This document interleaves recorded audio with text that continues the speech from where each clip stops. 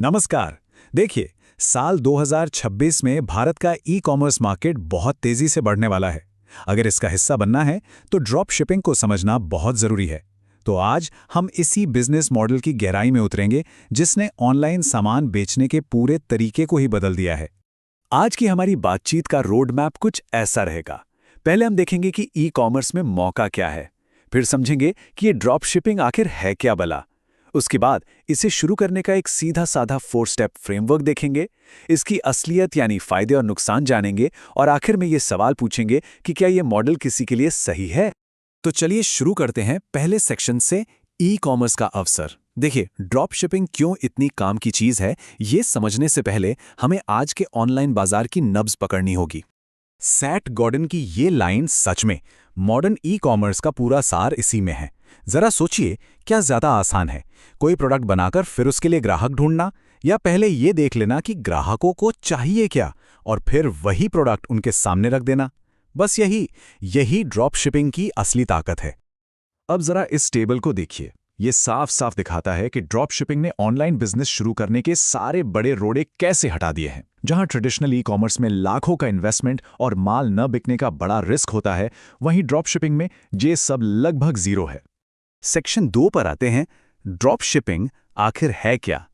चलिए अब इस मॉडल को एकदम आसान भाषा में समझते हैं। फंडा बहुत सिंपल है। आप एक बिचौलिए की तरह हैं। ग्राहक से ऑर्डर लिया, सप्लायर को फॉरवर्ड कर दिया और सप्लायर ने सीधा ग्राहक को सामान बेच दिया। ना माल रखने का झंझट, ना डिलीवरी की टेंशन। इसे समझने के लिए ये किताबों की प्रदर्शनी वाला उदाहरण बेस्ट है।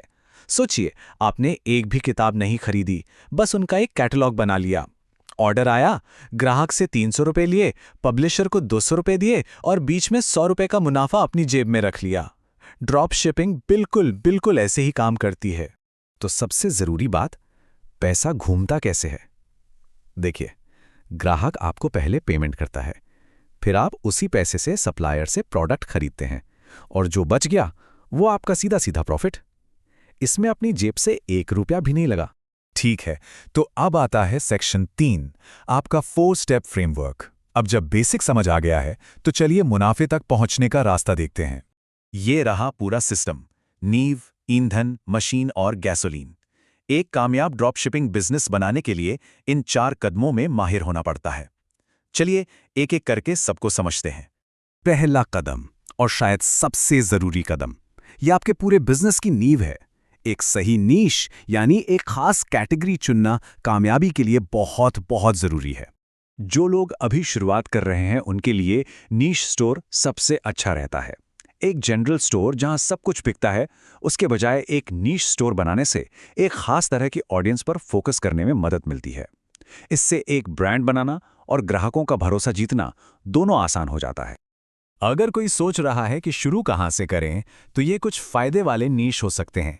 मोबाइल एसेसरीज, किचन का सामान या फिर पेट प्रोडक्ट्स। 2026 के भारतीय बाजार में इन चीजों में काफी दम है। चलिए, नींव तो रख दी, अब आता है दूसरा कदम, ईंधन। आपके बिजनेस को जो चीज आगे बढ़ाएगी वो है एक विनिंग प्रोडक्ट, मतलब एक ऐसा प्रोडक्ट जिसका बिकना लगभग तय हो। लेकिन हर प्रोडक्ट विनर नहीं होता। एक बेहतरीन प्रोडक्ट में ये 4 बातें होनी चाहिए। वो किसी की प्रॉब्लम सॉल्व करे, सोशल मीडिया पर लोगों को स्क्रॉल करते हुए रोक दे, उसमें कम से कम 3 गुना मुनाफे की गुंजाइश हो और लोग पहले से ही उसे ढूंढ रहे हों।